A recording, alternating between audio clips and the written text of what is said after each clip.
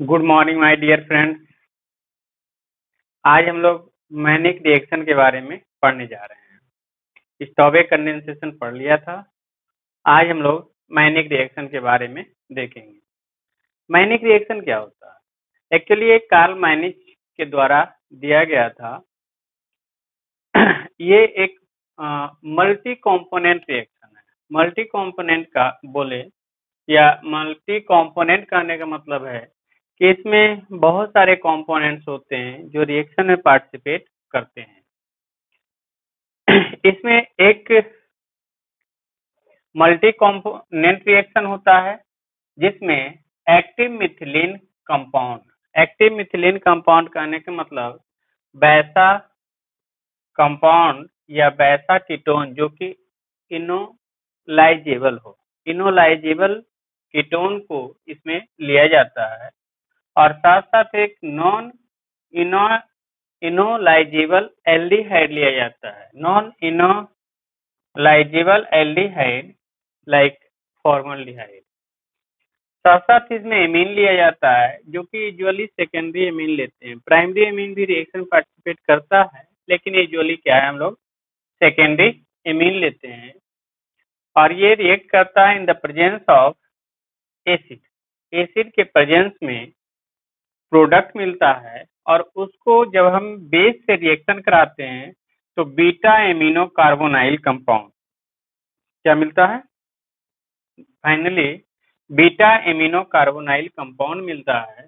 उसी को हम मैनिक बेस कहते हैं और इस ओवरऑल रिएक्शन को मैनिक रिएक्शन के नाम से जाना जाता है। अब यहाँ पर देखिए क्या है, एक है वैसा एल्डिहाइड हमने चूज किया जिसमें जो कि इनोलाइजेबल हो। इनोलाइजेबल कहने का मतलब है कि ये कीटोइनॉल फॉर्म में टॉटोमेराइज हो रहा होगा। तो यहाँ पर क्या है, इसको कहते हैं इनोलाइजेबल कीटोन। ठीक है।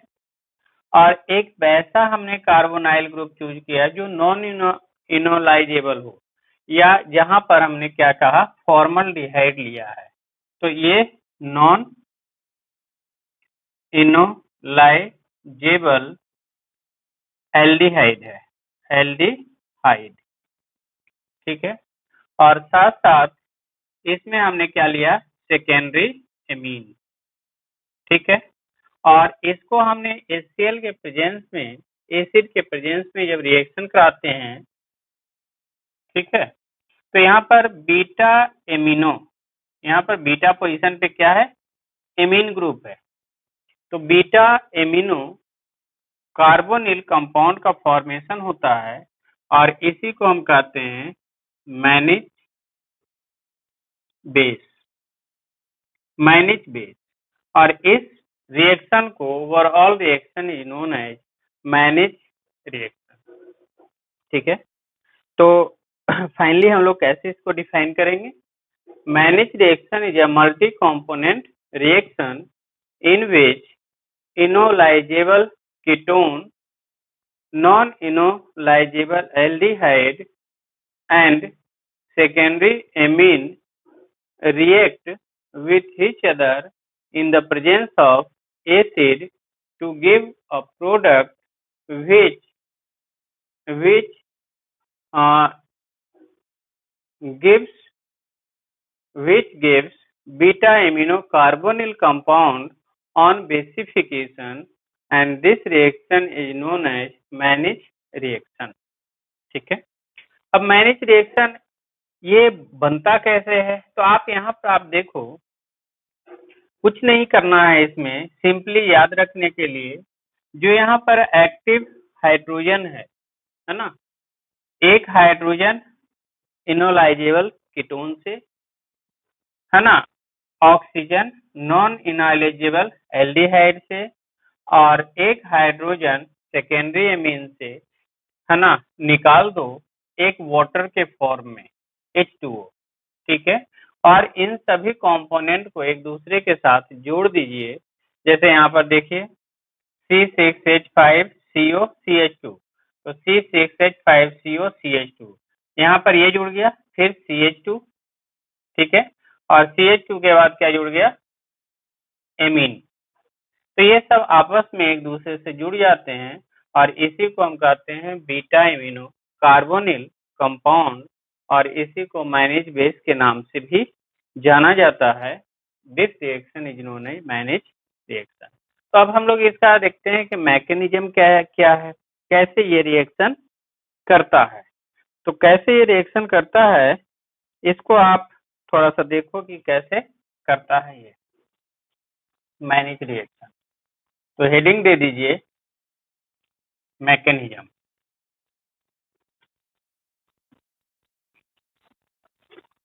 तो मैकेनिज्म में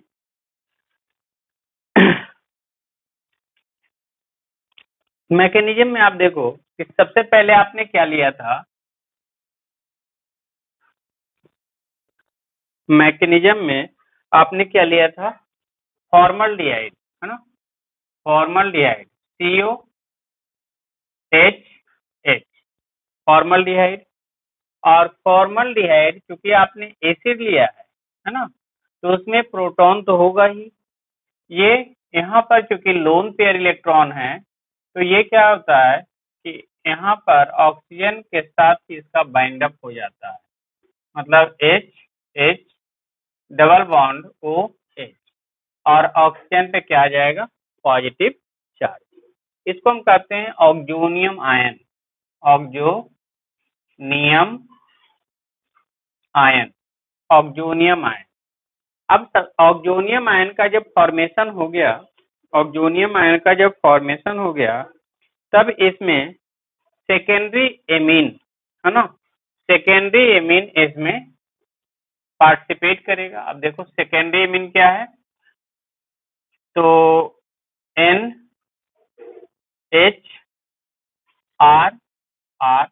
इसके पास एक लोन पेयर इलेक्ट्रॉन है। ये लोन पेयर इलेक्ट्रॉन ये न्यूक्लियोफाइल की तरह बिहेव करेगा यहाँ पर, और ये कहाँ अटैक करेगा, इस कार्बन पे, ठीक है। क्योंकि ऑक्सीजन पे पहले से पॉजिटिव चार्ज है और ये इलेक्ट्रॉन इसको डोनेट करने के लिए आ गया है, तो यहाँ पर बहुत इजीली पाई बॉन्ड शिफ्ट हो जाएगा ऑक्सीजन की तरफ। और देखिए क्या बन गया, आपको CH, और यहाँ पर आ गया क्या, OH, और यहाँ से जुड़ गया NHR, ऐसा। क्योंकि अपना ये लोन पेयर इलेक्ट्रॉन कार्बन को प्रोवाइड किया है, तो इसके पास इलेक्ट्रॉन की कमी हो गई, तो इसलिए इस पे एक पॉजिटिव चार्ज का जनरेशन होता है। क्योंकि हम लोग जानते हैं जैसा कि कभी भी मोर इलेक्ट्रोनेगेटिव एटम पे पॉजिटिव चार्ज अनस्टेबल होता है, इसलिए वह स्टेबलाइज होने की कोशिश करेगा, और स्टेबलाइज होने के लिए क्या करेगा, यहाँ पर ये हाइड्रोजन नाइट्रोजन के बीच में जो बॉन्ड है उसको तोड़ देगा और यहाँ से OH ग्रुप निकल जाएगा। तो कुल मिला के यहाँ से H और OH क्या निकल गया, -H2O, मतलब यहाँ पर एक मॉलिक्यूल वाटर निकल गया, और क्या हो गया, CH, यहाँ पर डबल बॉन्ड NR, इसको कहते हैं, और यहाँ पर पॉजिटिव चार्ज, ठीक है, पॉजिटिव चार्ज। अब इसको इसका नाम देते हैं इमीनियम आयन, इसका नाम क्या हो जाएगा, इमीनियम आयन। इसको हम कहते हैं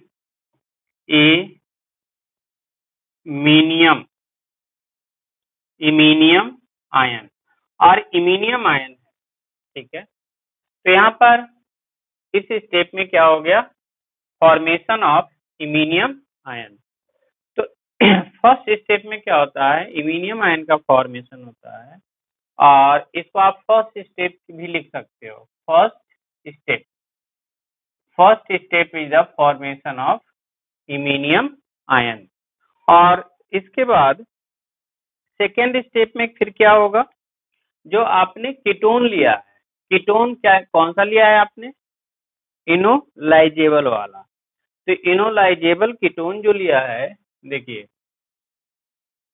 ये हो गया आपको सेकेंड स्टेप। तो सेकेंड स्टेप में क्या हो गया, यहाँ पर आपने लिया है COCH3, ठीक है। तो ये क्या होगा,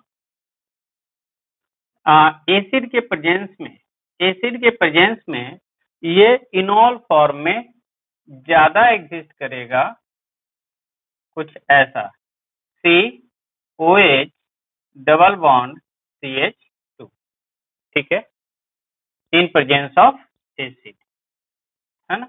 यहाँ पर चूंकि कीटो फॉर्म है तो कीटो, और यहाँ पर है इन और प्लस ओल, तो इसको कहते हैं इनोल। तो ये इसको हम कहते हैं कीटो इनॉल टॉटोमेरिज्म, ठीक है। अब यहाँ पर इनॉल फॉर्म बना।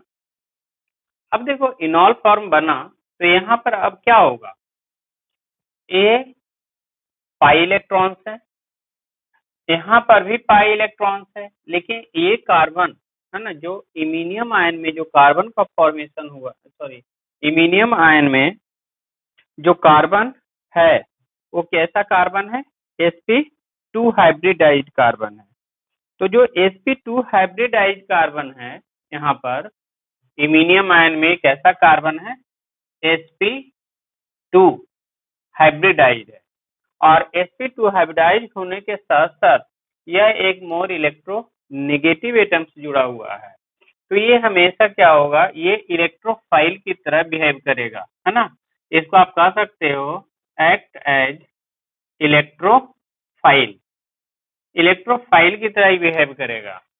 और यहाँ पर ये वाला पार्ट एक्ट एज न्यूक्लियोफाइल, ये न्यूक्लियोफाइल की तरह बिहेव करेगा। क्यों करेगा, तो यहाँ पर देखो ऑक्सीजन के पास लोन पेयर इलेक्ट्रॉन तो प्रेजेंट ही है, तो लोन पेयर इलेक्ट्रॉन प्रेजेंट होने के कारण ये इलेक्ट्रॉन डीलोकलाइज होता है कार्बन की तरफ, और ये वाला पार्ट यहाँ शिफ्ट होता है ना।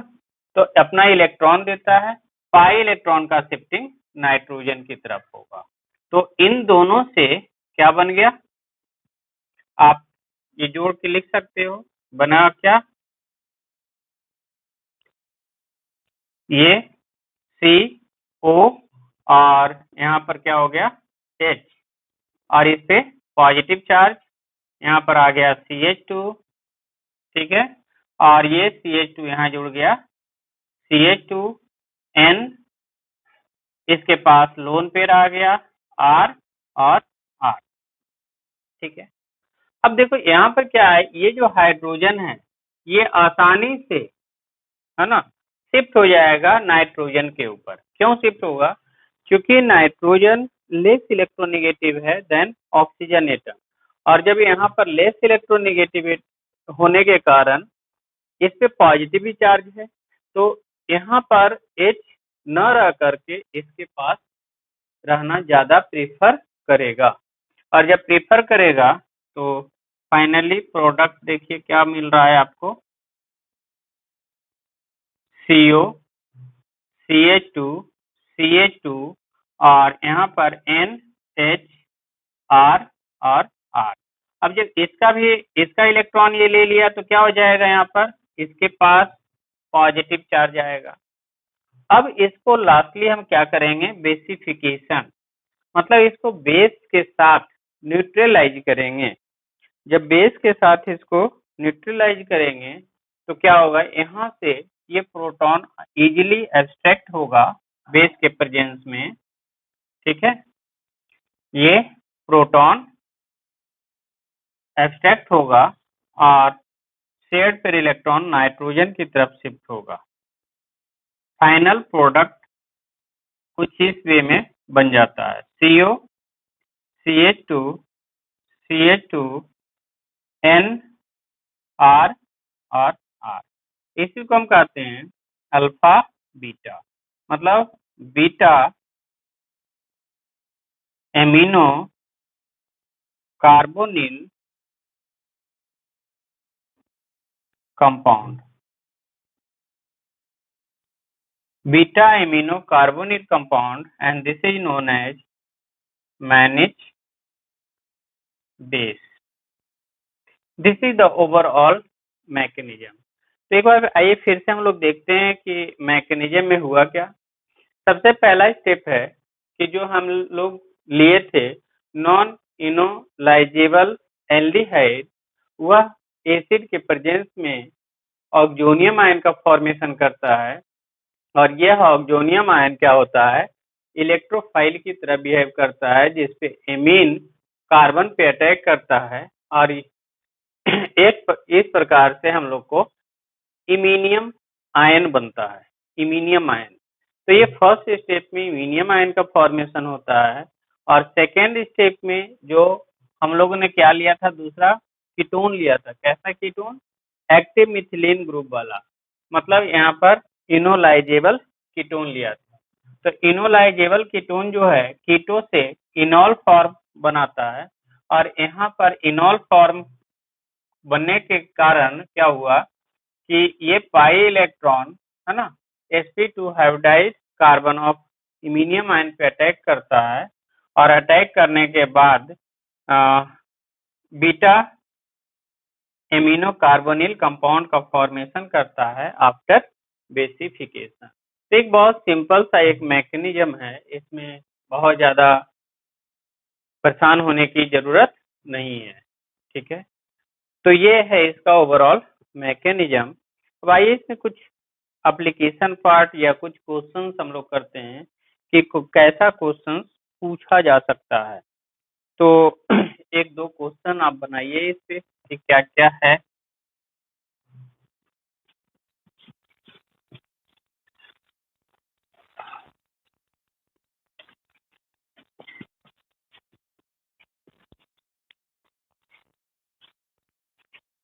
सबसे पहला क्वेश्चन है, आपको कुछ ऐसा कंपाउंड दे दिया गया,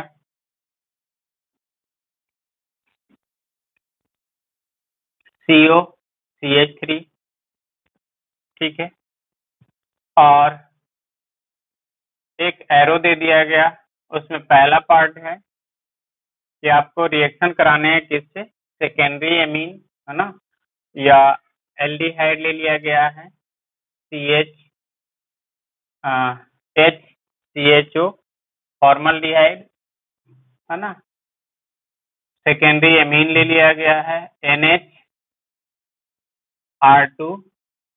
और साथ साथ एसिड भी ले लिया गया है इसमें। ठीक, दूसरा रिएजेंट लिया गया है, उसमें क्या है, मिथाइल आयोडाइड, मिथाइल आयोडाइड लिया गया है। और तीसरा जो है वो सोडियम हाइड्रोक्साइड के प्रेजेंस में। तो आपको पूछा गया है कि इसमें बताइए क्या प्रोडक्ट मिलेगा। ठीक है, तो सबसे पहला चीज है कि आप जानते हो यहाँ पर कि ये वाला रिएक्शन करके एक मैनिक बेस बनाएगा। ये दो स्टेप हम लोग बाद में देखेंगे, पहले ये तो हम लोग देख चुके हैं कि इसमें मैनिक बेस बनता है। और मैनिक बेस बनने के लिए क्या करते हैं हम लोग, सिंपली जोड़ देते हैं सबको। कैसे जोड़ते हैं, CO यहाँ से CH2, और यहाँ पर क्या आ जाएगा, CH2, और यहाँ पर आ गया NRR। This is the manage base. और इस मैनेज बेस को फिर सेकेंड स्टेप में क्या है, सेकेंड स्टेप में हमने लिया है मिथाइल आयोडाइड। तो मिथाइल आयोडाइड के साथ जब रिएक्शन कराएंगे तो क्या होगा, यहाँ पर मिथाइल आयोडाइड के साथ रिएक्शन कराने पे, है ना, ये देखो मिथाइल आयोडाइड में इस पे पार्शियल नेगेटिव और इस पे पार्शियल पॉजिटिव चार्ज का डेवलपमेंट होगा, क्योंकि iodine is more electronegative than carbon atom. जब कार्बन एटम है इसके पास लोन पेयर इलेक्ट्रॉन होने के कारण ये इस पे अटैक करेगा, मतलब लोन पेयर ऑफ नाइट्रोजन, है ना, is bonded with carbon of methyl iodide. ठीक है, अब जब ऐसा हो गया तो क्या बन गया आपको, CO CH2 CH2 और यहाँ पर N R R और यहाँ पर CH3। चूंकि इस पे पॉजिटिव चार्ज आया तो ये है जो आयोडाइड मतलब एक सॉल्ट के फॉर्म में अवेलेबल होगा। ठीक है, तो जो सॉल्ट के फॉर्म में अवेलेबल होगा, अब क्या होता है कि थर्ड स्टेप में हम लोगों ने क्या लिया है, बेस लिया है, सोडियम हाइड्रोक्साइड या कोई भी बेस ले लो आप, हाइड्रोक्साइड आयन ले लेते हैं यहाँ पर। ठीक है, अब देखो हाइड्रोक्साइड आयन बेस है तो ये क्या चाहिए, इसको क्या चाहिए, एसिडिक हाइड्रोजन। तो एसिडिक हाइड्रोजन यहाँ अल्फा पोजीशन पे अवेलेबल है, ये प्रोटॉन को एक्सट्रैक्ट करेगा और यहाँ पर पाई बॉन्ड का शिफ्टिंग होगा, कार्बन कार्बन के बीच में, कार्बोनिल कार्बन और CH कार्बन के बीच में। तो क्या बन गया, यहाँ पर पाई बॉन्ड O माइनस के फॉर्म में आएगा, CH और CH2 N R R और CH3, यहाँ पर पॉजिटिव चार्ज और यहाँ पर क्या निकल गया, प्लस एक मॉलिक्यूल वाटर। ठीक, जब एक मॉलिक्यूल वाटर निकल गया यहाँ पर, तो अब देखो क्या हो रहा है, ये अगर वापस अपने पोजीशन में आएगा,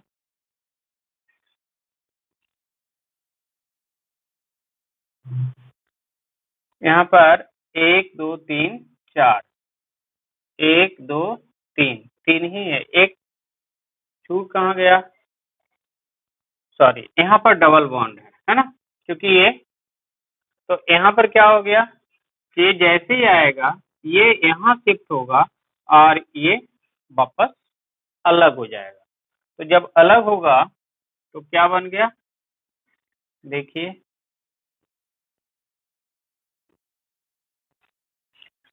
CO और यहाँ पर CH डबल बॉन्ड CH2 और प्लस N R R और CH3, तो एक टर्शरी एमीन बन गया हमें। ठीक है, टर्शरी एमीन, और इस प्रकार से एक हमें कंपाउंड मिला जो कि है विनाइल फिनाइल कीटोन या फिनाइल विनाइल कीटोन कहते हैं। तो इस प्रकार से आप अनसैचुरेटेड कीटोन भी इससे बनाते हैं। ठीक है, इसमें एक और क्वेश्चन हम लोग देख लेते हैं थोड़ा सा।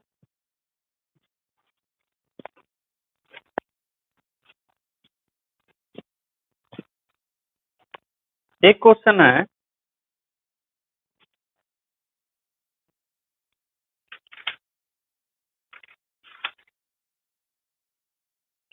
अगर ऐसा रहे, पायरिडीन ले लो आप, NCH3, इसको कहते हैं 2 मिथाइल पायरिडीन, है ना, 2 मिथिल पायरिडीन, पायरिडीन। ठीक, अब यहाँ पर आप इसको रिएक्शन करा दो फॉर्मल्डिहाइड से, फॉर्मल्डिहाइड से रिएक्शन करा दीजिए, साथ साथ सेकेंडरी एमीन ले लीजिए आप, NHRR in presence of HCl, तो क्या प्रोडक्ट मिलेगा। तो सिमिलरली यहाँ भी क्या है, ये एक्टिव मिथिलीन है ना, तो एक्टिव मिथिलीन है, तो आप सिंपली यहाँ पर क्या करोगे, एक हाइड्रोजन वैसे ही यहाँ पर सबको ऐड कर दीजिए और फाइनल प्रोडक्ट आपको मिल जाएगा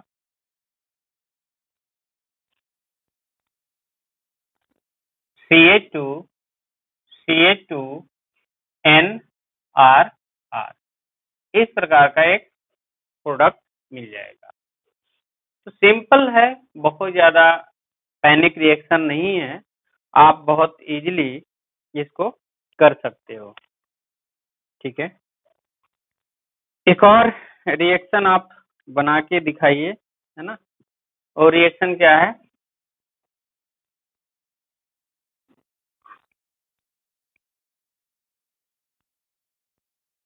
ये रिएक्शन है CO, है ना।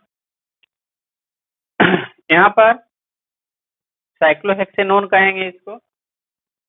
React with cyclohexanone, react with formaldehyde COHH, और इसमें सेकेंडरी एमीन ले लिया हमने NHCH3CH3 in presence of HCl। तो क्या बन जाएगा इसमें? थोड़ा सोच के बताना है क्या बनेगा। तो यहाँ पर आप देखो, यहाँ पर इनोलाइजेबल कीटोन है ये कीटोन, और यहाँ पर साइक्लोहेक्सेनोन जो है इस प्रकार के कंपाउंड में चेंज हो सकता है, और यहीं से ये अटैक करेगा। ठीक है, तो यहाँ पर क्या बन जाएगा, इसका आंसर क्या हो जाएगा?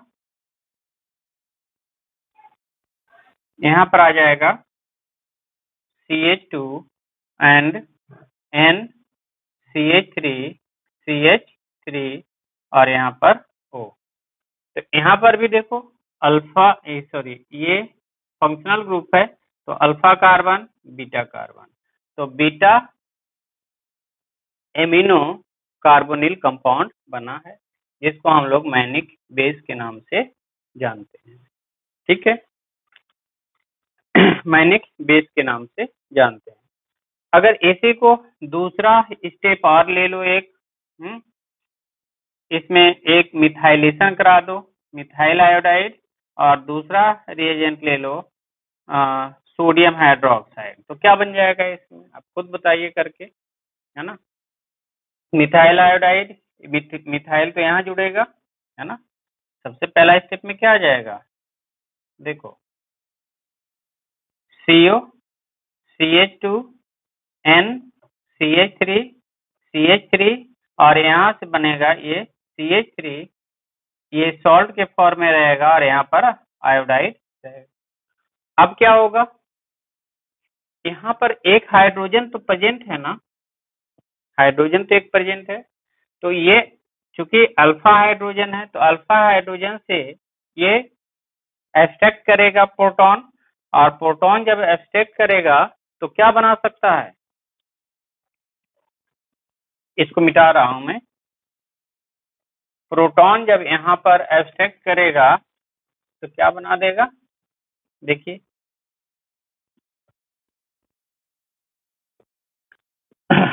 OH निगेटिव, ये प्रोटॉन एब्स्ट्रैक्ट किया, कुछ ऐसा बनाएगा। देखिए क्या बन गया, O निगेटिव, O निगेटिव, और यहाँ पर डबल बॉन्ड, और यहाँ आ गया CH2, और क्या बन गया NCH3 का होल थ्राइस पॉजिटिव। ठीक, जब ये वापस अपने पोजीशन में आएगा तो ये बॉन्ड का शिफ्ट, और ये यहाँ से अलग हो जाएगा, तो क्या बन गया,